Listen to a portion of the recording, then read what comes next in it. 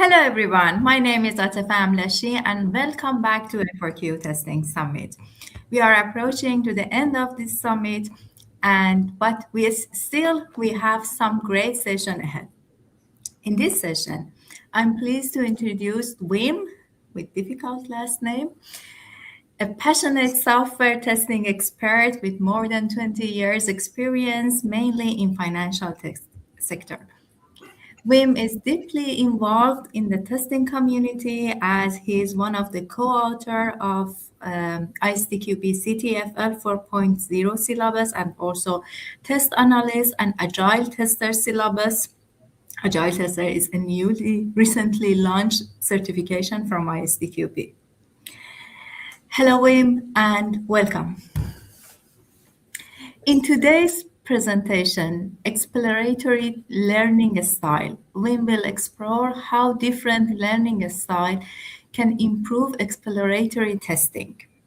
As always, we encourage everyone to stay engaged and share your question or feedback via chat or in the comment with us. Please do not forget to vote for Wim if you like his presentation. Please join me in welcoming Wim.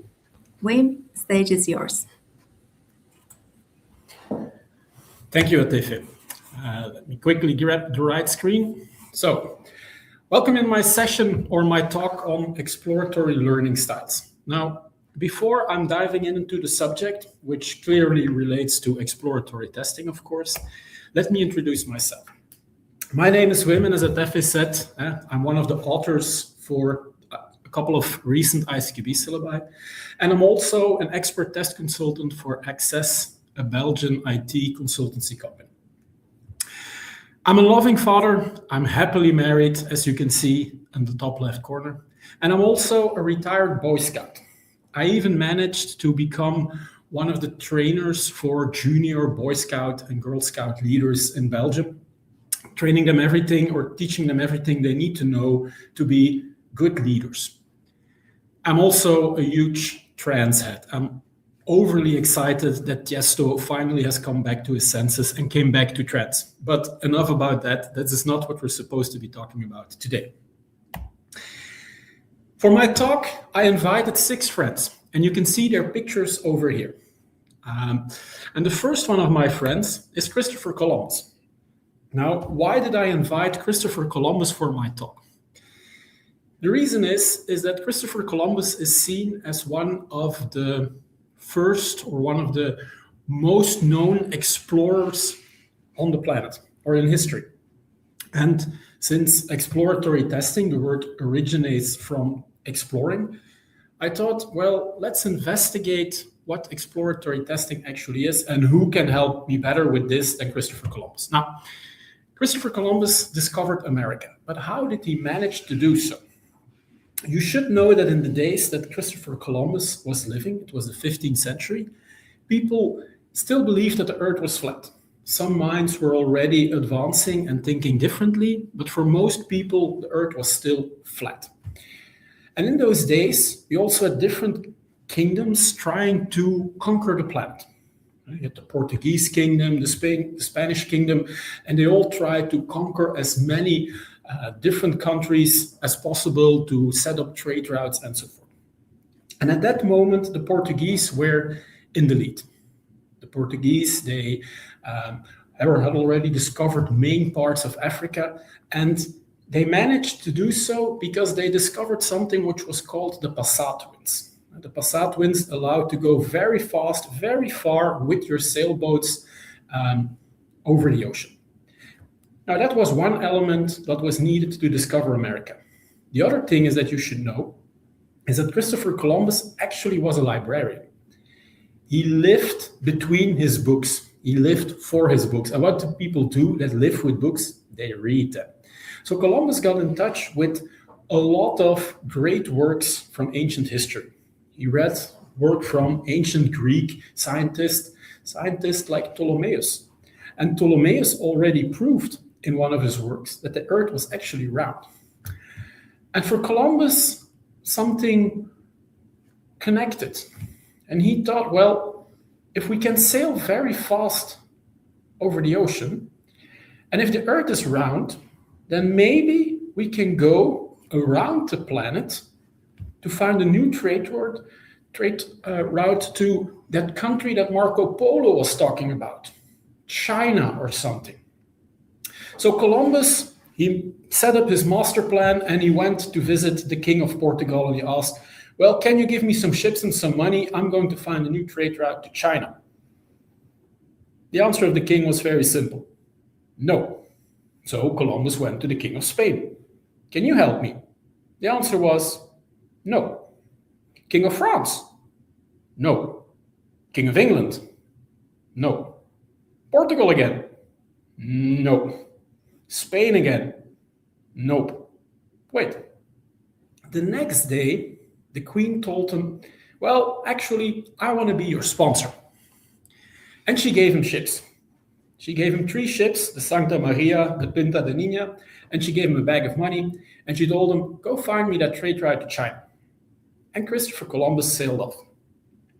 And he did discover China, or that is what he believed. What he actually discovered, historians think that he discovered the Bahamas. And he also discovered Japan, because Marco Polo told about an island not far away from China, which was called Japan. And he also discovered thus Japan. But people now think that he landed on Cuba. And Columbus, he thought, well, those Chinese and those Japanese people, they're a little bit weird because they walk around naked. But who cares? I found my trade route. So he went back. He was a big hero. He promised everybody cities of gold. And we know what happened next. Now, going back to this story of exploration. If we look at exploration, and if we look up the definitions of exploration, there are many different stories, many different explanations for what exploration actually is. And if you Google this, if you look on Wikipedia or you ask ChatGPT, it makes things only worse. But all of those definitions, they have some things in common. And the first one is that you need focus. For good exploration, you need to be focused on your goal, knowing what your goal is and trying to do everything to get to your goal. Also important is perseverance, that you're not giving up trying to reach your goal. Columbus had to spend over 10 years trying to convince those different kings to give him some money. But he didn't give up. You need curiosity. You need to be curious to figure out what is out there. And especially in those days, when people still believed that the earth was flat, you also need courage. You need courage to continue to sail, not to fall off the face of the planet. And the last thing you need is optimism. You need to believe in your goals. You need to believe, I'm going to make it. When I saw this definition, I wondered, does this sound like exploratory testing to me? And the answer was actually no, absolutely not. Because there are some things that I just cannot live with from a testing perspective. And the first one is optimism. Because optimism for me, from a testing point of view, comes with confirmation bias. That you're only looking for things that work. You're only doing happy path. Hey, my code works. Confirmation bias is typically attributed to developers. They test until they can prove that their code works, and then they ship it to the testers. And the testers do all the negative testing. But negative testing, you cannot call that optimistic. And that courage part, I also don't like it. Because courage comes with taking of risks. And testers are usually risk averse. They can live with a small risk, but big risk, and especially those where you can fall off of the face of the planet, doesn't sound like something a tester would do. So this definition of exploration and exploratory testing, it doesn't fit me. So I continued my search. And my search led me to my second friend. My second friend is Roger Bacon. And he was already off the planet. He already died 200 years before Columbus even walked the planet. And Roger Bacon, if you don't know about him, don't worry, it's not that important. But Roger Bacon is known for experimentation. He's seen as the founding father of the concepts of experimentation. And if we look into the Oxford Dictionary for a definition of experimentation, we can claim that experimentation is the activity or process of trying or testing new ideas, methods, etc., to find out what effect they have. I already like this definition. But let's look in a little bit deeper into what experimentation actually is. And experimentation is actually related to the scientific method. Scientific method, again, if you never heard of this, it's not a problem. If I'm explaining this, you will probably say, yeah, that makes sense. It's actually the process that any scientist, any college professor, and so on follows to do scientific research. Now, what is the scientific method? It has 5 steps. The first one is that you need to define your question to investigate. And for those of you who had to write a master thesis, there you also had your question to investigate. From that question to investigate, you're going to create an hypothesis. You're going to create an idea. There's a correlation between these data elements, or there's a logical relationship. If I do more of this, it will be less of this. You will have an hypothesis. And then you need to do an experiment to measure whether your hypothesis is correct or not. So you're going to gather data. And once your experiment is done and you have your data, you're going to analyze that data. And it's important, of course, with the experiment that your experiment is not biased, already directing you into a confirmation of your hypothesis. That is cheating. That is not scientific. You're going to analyze that data, and from that data, you're going to draw conclusions. Conclusions as in, my hypothesis is correct, or my hypothesis was incorrect, or almost correct. And usually the hypothesis then needs to be redefined. And when I heard about this, I said, well, yeah, this is actually the same thing what we do when we test. Defining your question to investigate, that actually matches with defining what is the scope of testing. What functionality, what feature am I going to test? You're going to have an hypothesis. You will have some ideas of how the things will work, how it will function, or what the results will be. Gathering your data, that's actually performing your test. Analyzing the data is looking at the test results. And I'm not talking about pass, fail. I'm actually talking about what is occurring. What is the actual result in ISQB terminology? And from that, we will learn something. We will draw conclusions. Whether the actual result actually matches the expected result. Maybe we had the wrong expectations. That's also something we can learn. But we have that learning part. And as you remember, it is part of my title of this session. So I want to dive deeper into that learning part. But first, I would like to introduce you my third friend. And my third friend is Cam Kaner. And people who are into exploratory testing most likely have heard of the name of Cam Kaner. Cam Kaner is, together with Michael Bolton and James Bach, seen as the founding father of exploratory testing. And Cam Kaner created different definitions of exploratory testing.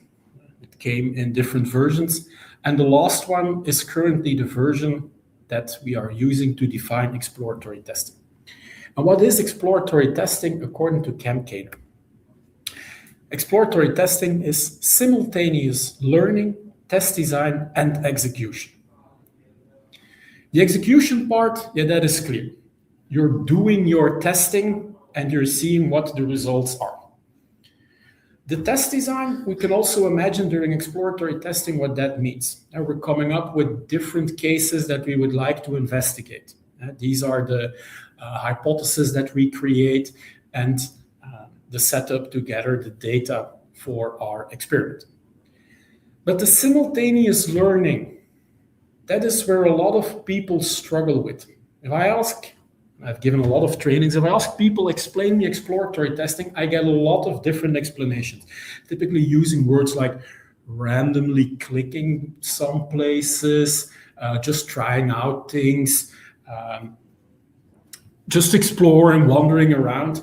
But the learning part typically doesn't come out of those definitions. Well, actually, this is the core part of exploratory testing, because it is the learning, doing the analysis of what you've seen or what you've experienced, to redefine your hypothesis. That is an essential element within exploratory testing, within the scientific method. So that learning needs more depth. So what is learning? Again, the Oxford Dictionary. Learning is the acquisition of knowledge or skills through study, experience, or being taught. Most people, when they think about learning, they think of being in a classroom, being taught. And then afterwards, they have to study for an exam or prepare a task or something like that. That is learning. But that's not the only way of learning. Learning can also happen through experience. And learning is not always formal. If you're in a classroom, if you're in a training room, or even if you're attending this conference, this is a form of formal learning. The organizers of those learning sessions have set up everything so that you have the optimal ability to learn something. But what you learn, I cannot fix that. I cannot make sure that you will learn what I want you to learn. I can only hope for that you will learn or get the insights and the knowledge that I would like to share with you.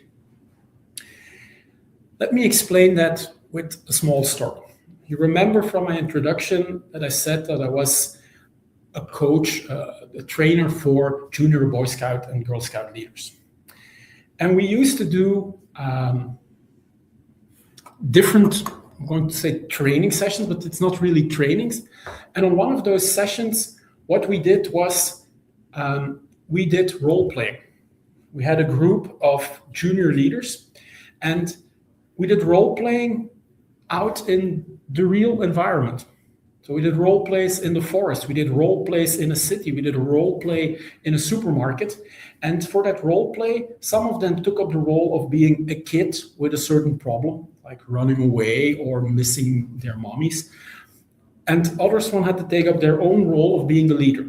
And they had to deal with the situation. And then we discussed and evaluated and looked at what were the lessons learned. Now, after an entire day of doing all of those role playing, me and my we asked our participants, what did you learn from today? What is your biggest takeaway? And all of them were answering, yeah, I've learned this and that, and things that we wanted them to learn. But one answered something completely different. And it still stuck with me. Because he started telling a story about something that we didn't plan for. In the supermarket, he saw a toddler running away.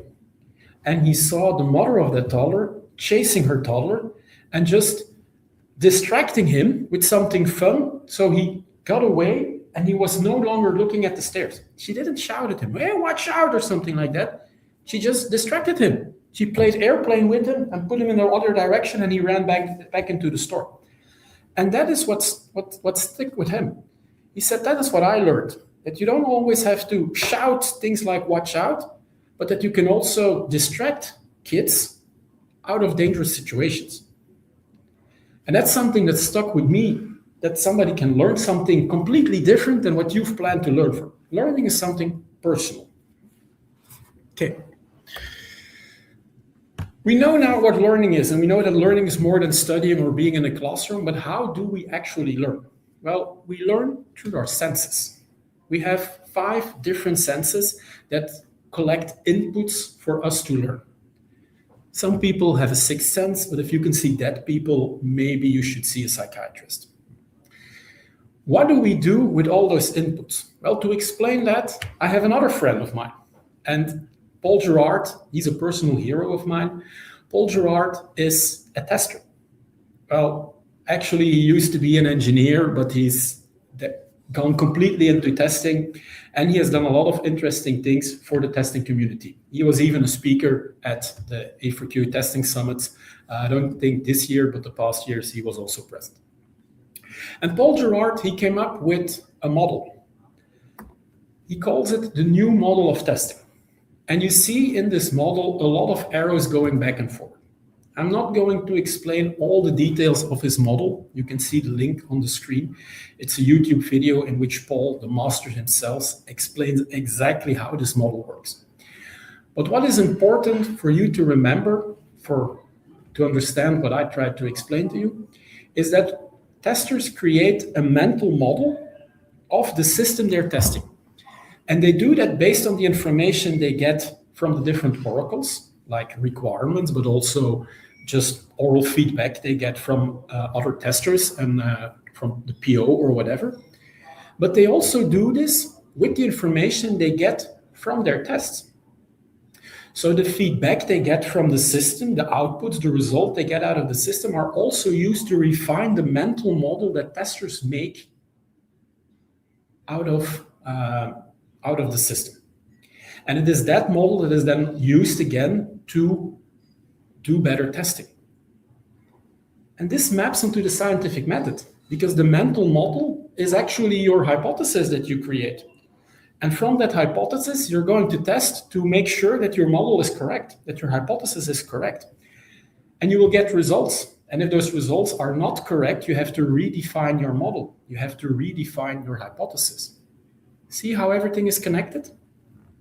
Okay, so we know now what we do with the inputs. We create a mental model. But how do we process those different inputs? For that, I have yet another friend. And if you have read the abstract of this talk, you would know that I was going to bring in David Kolb. Now, David Kolb is not a tester. David Kolb is more into psychiatry and so on, and he's famous for his theories on learning. And one of his models is called the experiential learning cycle. Now, how does this learning cycle work? Very simple. You can experiment something. For instance, you're touching an electric wire. And from that experiment, you might experience something. You might get an electric shock. And most likely, you don't think that is pleasant. So you have a negative experience of touching an electric wire. So you're going to reflect upon that. Was it a good idea of me to touch an electrical wire? Well, probably if it's not connected to a power source, then it's not a problem. So you're going to conceptualize. You're going to learn something out of this, and you're going to make a concept. And you say, well, I can only touch electrical wires if they're not plugged in into the power source. That is a flow. But a flow is not a cycle. Okay. We can translate this flow into things that you do. And from those things that you do, you will feel things. And from the things you will feel, you will do an introspection. You will watch and look at the senses that you have triggered and what you can reflect upon. And you will think about it. You will conceptualize, you will come up with an idea. And as said, this is a flow. It's not a cycle. Why is this? Because it should be a cycle. Very simple. Do, feel, watch, think. And from this learning cycle, there is no starting point. I explain it with a starting point that you experiment something and that you will then experience something. But actually in the learning cycle, you can enter at any point. It can also be that you just experience something and that you don't know where it's coming from. And then you will reflect upon it, you will make a concept and you will try it out. Was this the reason why? So there are different entry points. And every person has a preferred entry point in a learning cycle, meaning that every person has a preferred learning style. For the different learning styles, you could say that people who are somewhere having an entry point mixed between feeling and watching, those are people that like to gather information. As kids, they are the ones that ask millions of questions. Why is this? Why is that? What happens if I do this? Why isn't this? They like to gather information. That is their entry point into the learning cycle. If you're more into watching, thinking, you like theoretical concepts. You like to read books. Theoretical concept, this is what I love. The different models that I'm showing you, I can look at them for hours and trying to fully understand them. That's my entry point into a learning cycle. Between thinking and doing, you're more into finding solutions. You like to solve problems.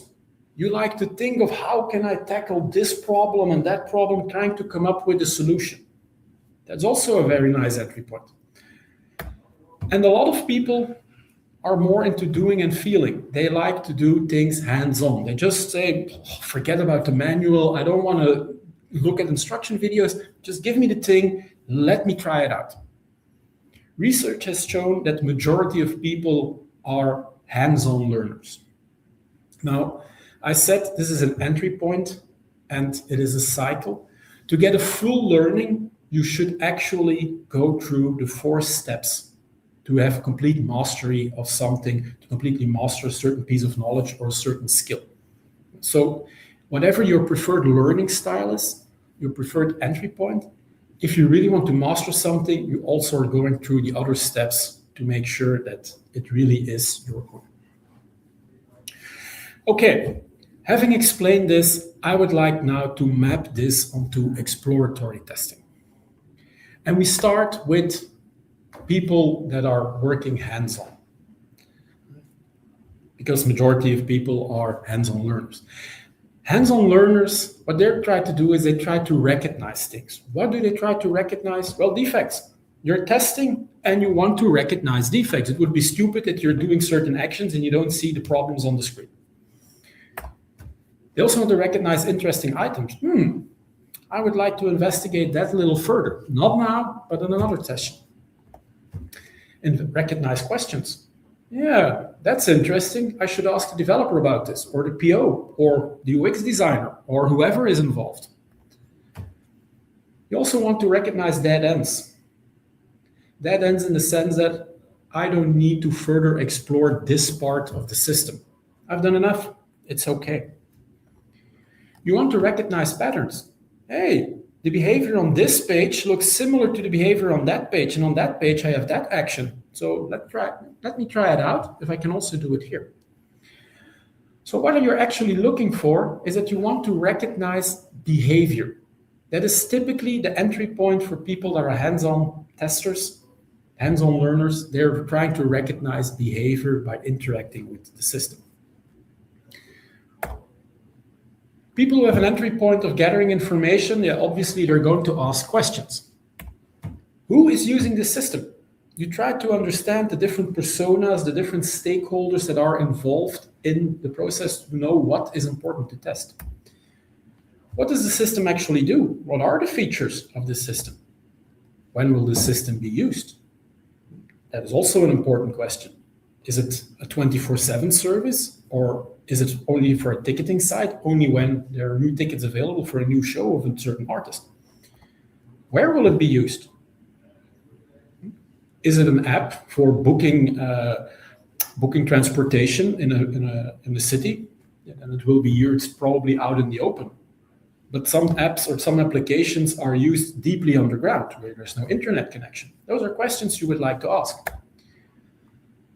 And also, of course, you ask for the why. You want to know what is the value of this system.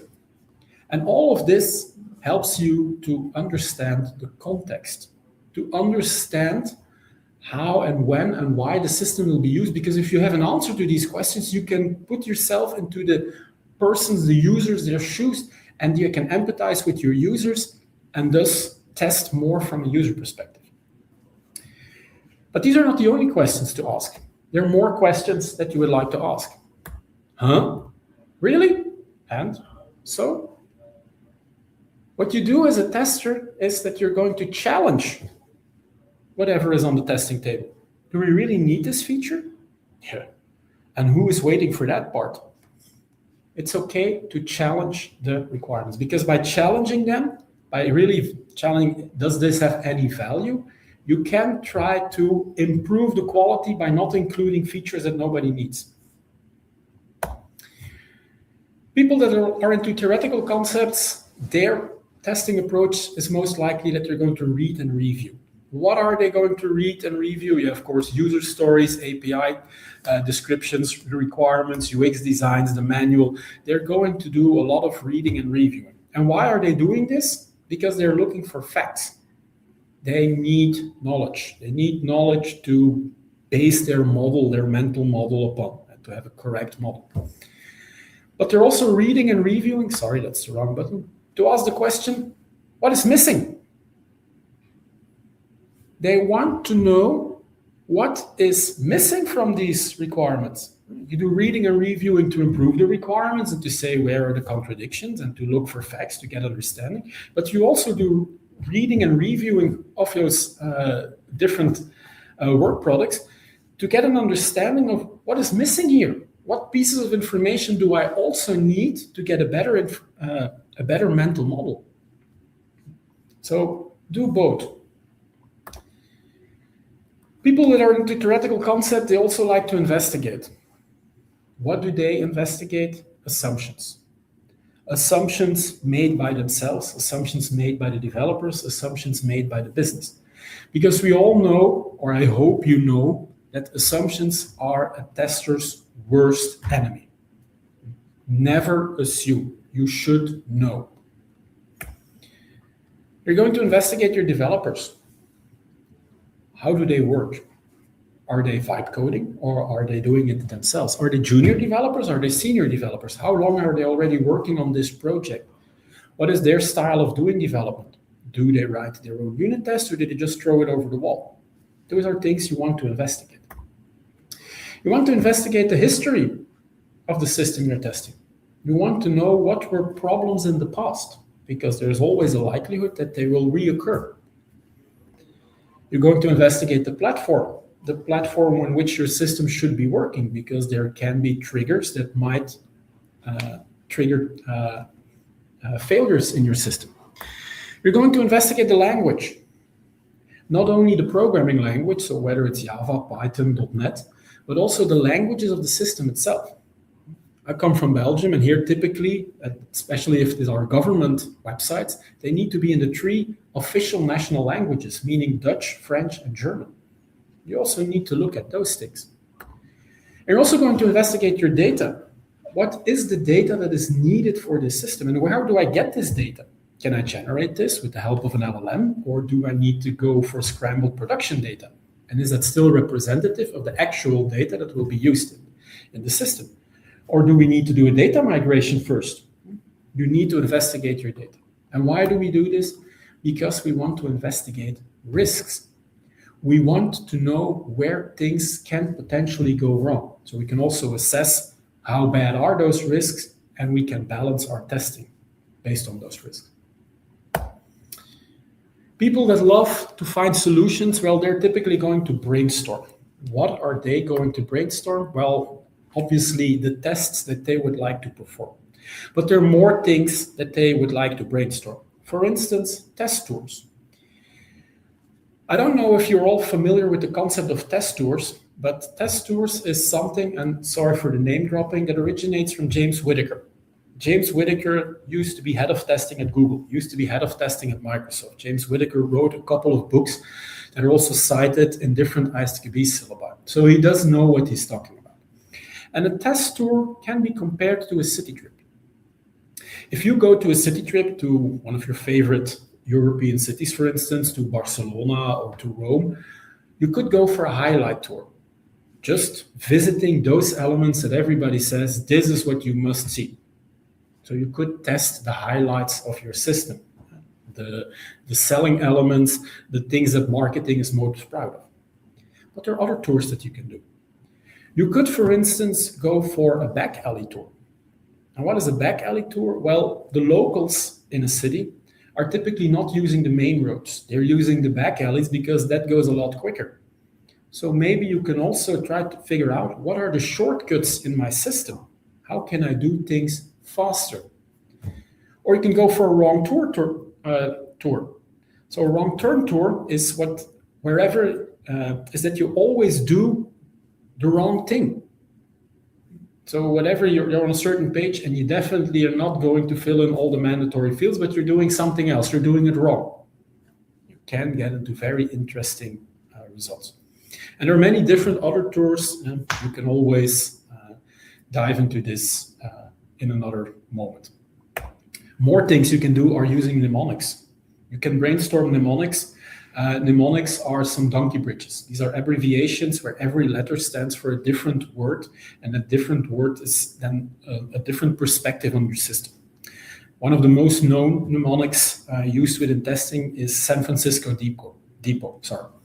And San Francisco Depot comes from James Buck. I remember one of the friends of Ken Kainer who came up with exploratory testing. San Francisco Depot is from James Buck.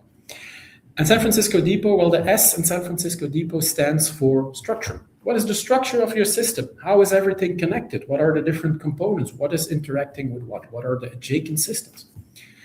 The F is for functions. What should my system do? What shouldn't it do? The D is for data, already discussed. The I is for interfaces. What are the different interfaces, APIs or user interfaces that my system has? The P is for platforms, already discussed. O is for operations. 60% of an IT budget on average goes to operations. So it is something important. So what is the viewpoint on operations? How easy is it for them to keep your system up and running and to maintain it and to install updates and so on? And the T is for time. Is anything related with time? And it goes beyond just time behavior as performance, but other things with time as well. You're going to brainstorm checklist.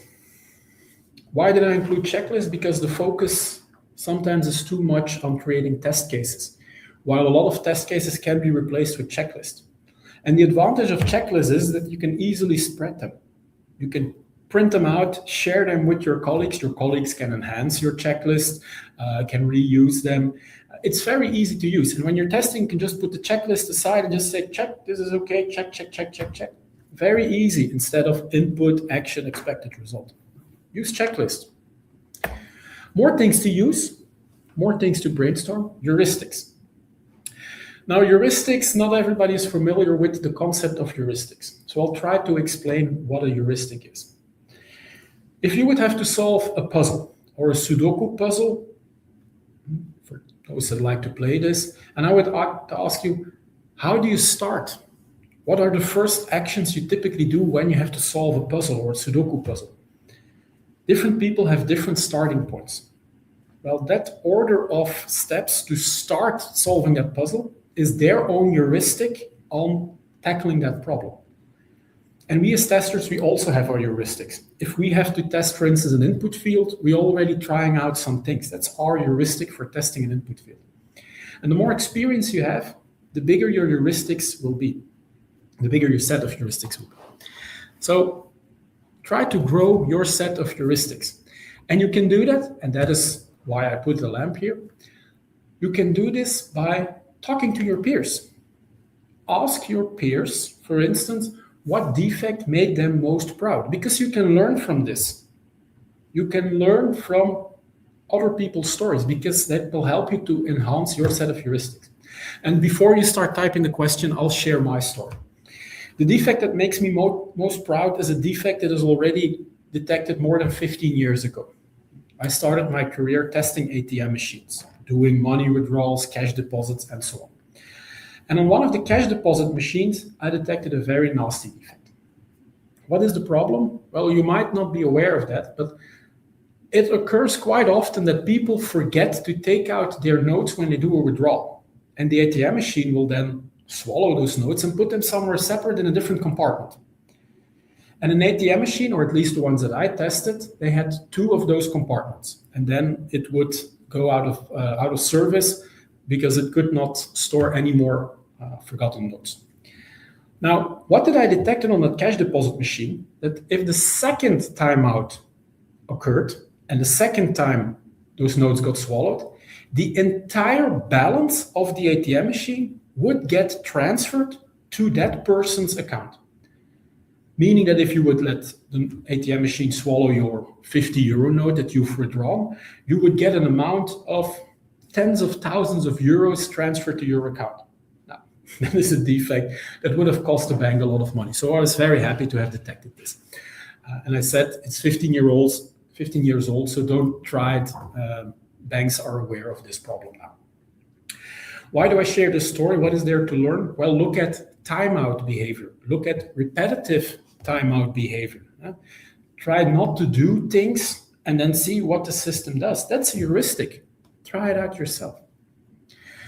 Okay, so the people that want to find solutions that are brainstorming, what they're looking for are strategies. They're looking for strategies on how to test, on how to perform their different experiments if we go back to the scientific method. And if we put it all together, we can go back to our cycle and hands-on, they are looking for to recognize behavior. And important to notice, even if this is your preferred learning style and your preferred way of testing a system, remember you have to go through the entire cycle. So do other things as well. I hope you were inspired by the ideas I gave you to have other ideas on how to test. Asking questions about to get to know the context, asking questions to challenge is another way of doing exploratory testing, but it should not be the only thing you do.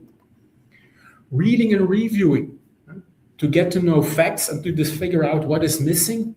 Again, another way of doing testing, but again, it should not be the only thing you do. Investigating risks, important, but do the rest as well. And brainstorm your strategies. So try to go through the entire cycle. You don't have to go and do these things in this order, but do more than what you're used to, than what you're comfortable with. And to conclude my story, I brought a sixth friend. And his name is Rob Lambert. And Rob Lambert is also a tester, or he used to be, because now he's more into management consulting. And he has a very interesting newsletter. I can recommend subscribing to Rob Lambert's newsletter. And in one of those things, in one of his newsletters, I read this: knowledge is information plus action. What Rob was trying to explain is, you can collect a lot of knowledge. Yeah, I know how to do these things. I know what I should do in this situation. And from what you've learned, what I hope that you've learned from my session, is a lot of information. But you also need to put it in practice. Take the action, because only then you will master it. Go through the learning cycle, make it something you own, make it your knowledge. And if you want to go deeper into the subject of exploratory testing, I can recommend you the ISTQB Certified Tester Advanced Level Test Analyst, or the Agile Tester, the one that got recently released last month. Not only because I'm one of the authors of these things, but also because they're very good syllabi, also covering aspects of exploratory testing. If you want the references for the pictures, you can find them here. And then I think it's time for Q&A. Thank you. Thank you very much, Wim. Very insightful session. I really enjoyed the storyline. Thank you. So now we can see if we have any question. I can see we have some question. Before opening floor for the question, do not forget to vote for Wim if you like his presentation. And the 1 out of 10. And the first question, what is the most important takeaway from your talk? Most important takeaway, you all have your preferred styles of learning, preferred styles of testing. Expand your toolbox of techniques, of things that you can do.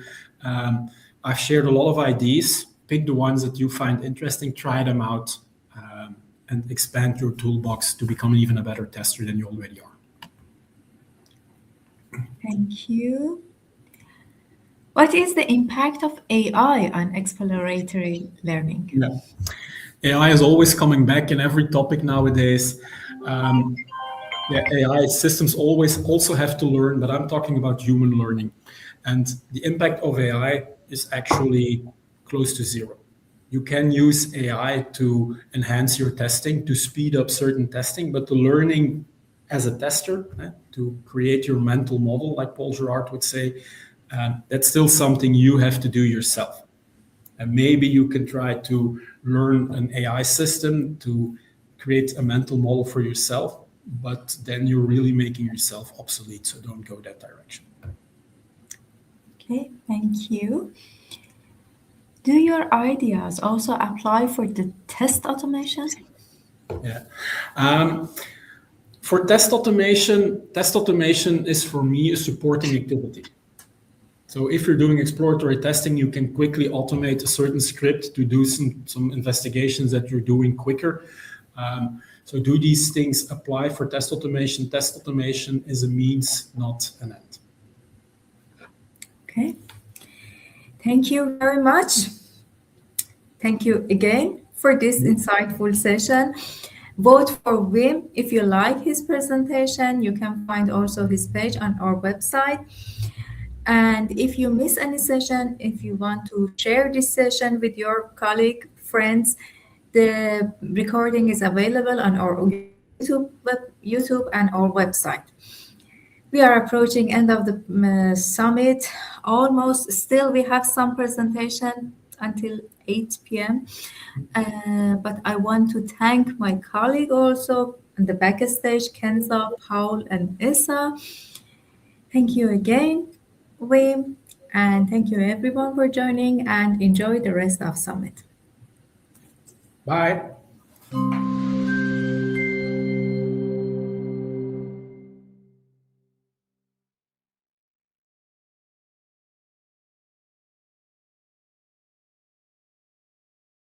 Meet ISTQB Prep. Designed for future ISTQB certified testers, ISTQB Prep gives you everything you need to prepare effectively, from realistic exam simulations to AI-driven insights. Practice like it's the real exam. Get timed ISTQB-aligned tests featuring official sample questions so you know exactly what to expect. No more second guessing. Receive instant feedback with clear explanations, helping you understand why an answer is right or wrong. Stay on track with detailed performance analytics. Pinpoint your strengths, identify areas to improve, and watch your confidence grow. Get access today through GASQ or ISQI, whether as a standalone prep tool or bundled with your ISTQB exam. Study smarter, boost your confidence, pass your exam. Start preparing with ISTQB Prep today.